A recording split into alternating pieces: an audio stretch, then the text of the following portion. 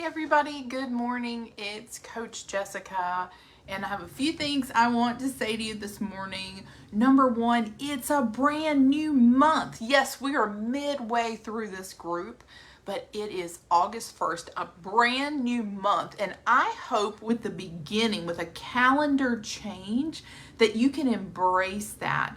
And one of the things that you need to do to embrace that is say, what worked for me in the month of July and what didn't?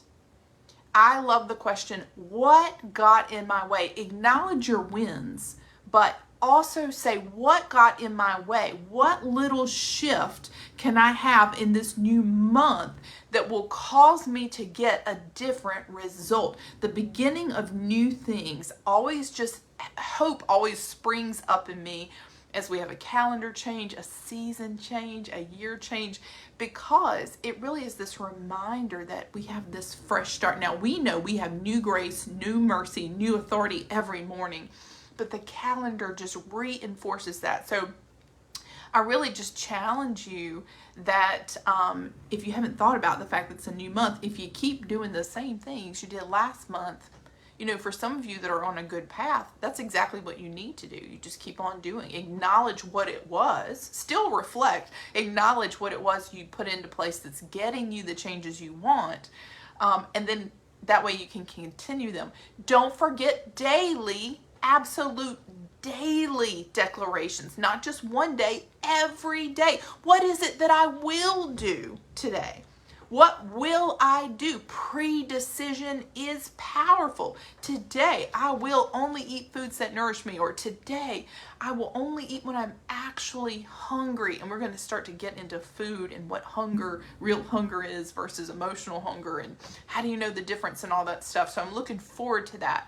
But I want you to take today and reflect on the fact that it's a new month. Here's the second thing I want to talk to you about today. Gratitude. We tend to lose gratitude over things that are familiar to us. And I want to tell you why this is on my mind. So I had shared with some of you, I don't know if I actually said it as we were recording, but I chipped my front tooth. Literally a chip out of it. I was devastated. I'm boo-hooed, threw a fit, was so upset, and then couldn't find a cosmetic dentist who could get me in right away. And I was just all to pieces about it. And so I found someone, they got me in yesterday, and they were able to repair it. And I am so happy with what they did.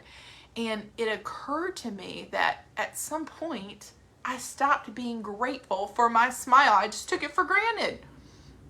And how many things in life, in my life, in your life, that are truly huge blessings. It is a blessing that I have the ability to have a good smile and smile at people and make connections with them. That is a gift. But it wasn't that important to me. I won't say it wasn't important to me. It was. But I stopped being grateful for it. I didn't wake up in the morning saying, oh, thank you, God, for my smile, because it's a point of connection to people.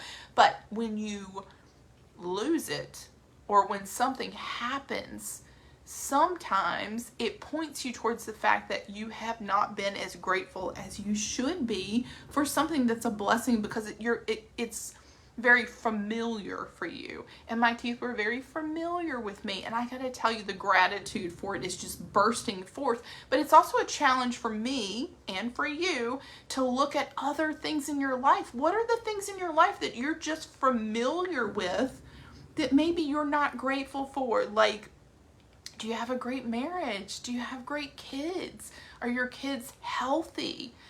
What about you personally? What are the things about your body, about your mind, about the unique things that are you that you're so familiar with? You don't even think about the fact there's other people that probably look at you and wish they had that thing. And I'm telling you, that puts you in such a good place. Gratitude absolutely drowns out the voice of the enemy. One time I made this statement and I posted it, and it's just so true. Gratitude and stinking thinking cannot exist in the same place. And it's stinking thinking that the enemy gets into, and it opens a door to destructive behavior. So gratitude will help you win. I'd love to hear from you today about what you're grateful for, what you're thankful for. What are the things that maybe you just haven't thought about lately that, again, other people might look into your life and be like, you have such a great smile, your teeth are white, whatever it is. Like, other people might look at you and say that, and you just have, oh, right, yeah, that's a blessing, that's a gift. And it is a gift. It is a gift. Anything good about you, anything good about your life, anything good about your situation is a God-given gift, and you should be grateful for it. And it's not a lack of humility when you express what you're grateful for. That's a gift. It's not being cocky to be like, yes, I have good teeth and they're white and they're straight and I'm thankful for that. It's a God-given gift. So, third thing, I definitely wanted to start the conversation about food this week. The next couple of weeks, we're really going to immerse ourselves in whether you should track calories, how to measure success, and all those things. But I wanted to open the door to that conversation today.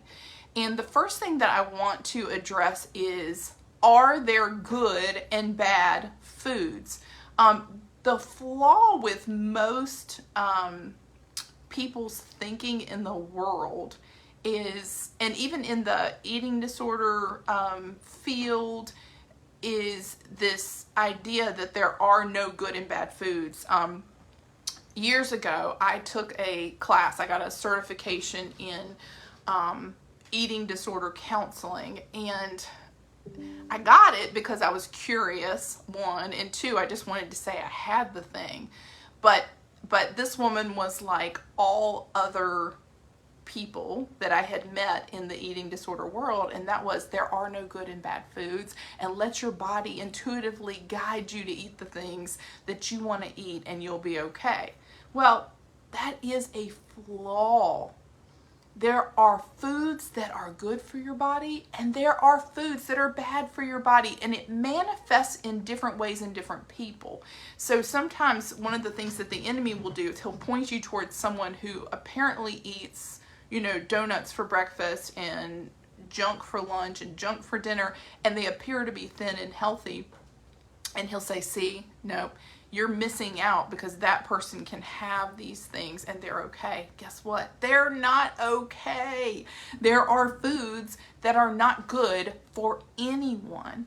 On that list, like quick list, would be number 1, factory oils, seed oils. They are not good for anybody. They are causing damage. They are causing harm. They are causing inflammation. They are causing disease and early death. And I don't care what that person looks like on the outside. They are not thriving on the inside if they're consuming those things. Second thing, grains. They're not good for anybody. The grains that we eat today bear no resemblance to ancient grains. People love to bust out the Jesus ate bread. Yes, that stuff that he ate bears no resemblance to the stuff you're consuming. There's so little of the same DNA from the original thing that there was that it really ceases to be the same thing, even though we're calling it bread versus bread. It's not the same thing. So grains are not good for anybody. They're not. I don't care who's eating them. They're not good for them. They think they're getting away with it. They're not. Something's happening in their body. Everything we eat is either causing health or it's causing disease. There really isn't much in between. And of course, our own individual bodies are different and we respond differently. For some people, it causes rapid disease. Some people, slow disease, but it's still either healing you or hurting you. The next thing I would say is soy. Oh my goodness. Soy is one of the worst things you could possibly consume. And it's not good for anybody. It is highly estrogenic. It makes men get boobs. It interrupts women's cycles. I was a vegetarian for 14 years, and the amount of soy I consumed in that time, I am certain it contributed to my mental health issues, to my physical issues. And if I had known then what I know now, well, everything would be different, but then I wouldn't have my story. So I wouldn't rewind, but I've learned. Soy is just another one of those things that's like absolutely bad for everybody. And then the last thing, and some of y'all are gonna hate to hear this, but it's true, high fructose fruit is not good for anybody. A banana is not good for anybody, not for your little kid, not for your grandma, not for the trainer at the gym. It's not good for anybody. It is so genetically modified and changed from bananas in the wild to be bigger, to be prettier, to be sweeter. I can post a picture of a banana in the wild versus here, and you wouldn't even recognize it. When I was in Africa last year, the difference in the way that fruit looked, because it's not genetically modified there, it's straight. It doesn't even look like the same thing. The insides of fruit look incredibly different. So high fructose, highly genetically modified fruit, it's really bad because it is super hard on your liver. Fructose is harder on your body than actual sucrose, sugar. Fructose is processed in the liver, and the liver has to work extra hard when it gets high doses of fructose in order to process it and get it out of your body. And guess what happens? It creates fatty liver disease. And so again, it's just not good for you. And so I wanted to open the door with that today, and the message is this: there are good and bad foods. And anybody that has a message that, oh, you should have little bits of this thing, or all things in moderation is good. Not when we're talking about toxic substances. Not when we're talking about toxic substances. Tomorrow I'll come on and talk about different paths to freedom and how some people should eat one way, some people should eat another way. There is not one uniform way, and I know people that are 100% carnivore will be like, this is the only way, nobody should eat any other way, and that's not necessarily true. It's fine to eat carnivore. I am 99% carnivore, but that's because I have issues with oxalates. There's a lot of different reasons why, but I'll get into that tomorrow, why there's different paths of freedom.